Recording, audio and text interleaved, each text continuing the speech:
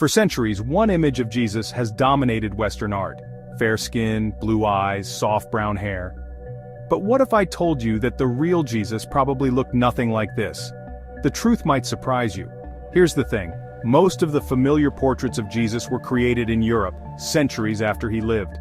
Renaissance painters based their work on what they saw in their own mirrors, not on eyewitness accounts. These images reflect European ideals, not historical reality. But if we turn to history and the Bible, a different picture emerges. So, where was Jesus actually from? He was born in Bethlehem and raised in Nazareth, both located in what's now Israel. That region was home to Jewish people with olive to dark skin, dark hair, and brown eyes. Isaiah 53:2 describes the Messiah this way. He had no beauty or majesty to attract us to him, nothing in his appearance that we should desire him. In other words, Jesus looked humble and ordinary, not striking, not otherworldly. So what did first-century Jewish men really look like?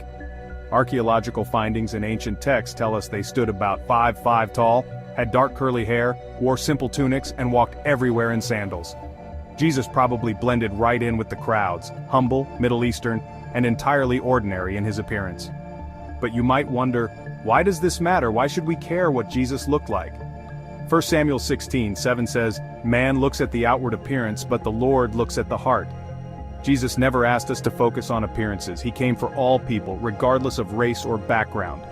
So maybe Jesus doesn't look like the paintings we grew up with, but his message, love, forgiveness, and truth, transcends all appearances.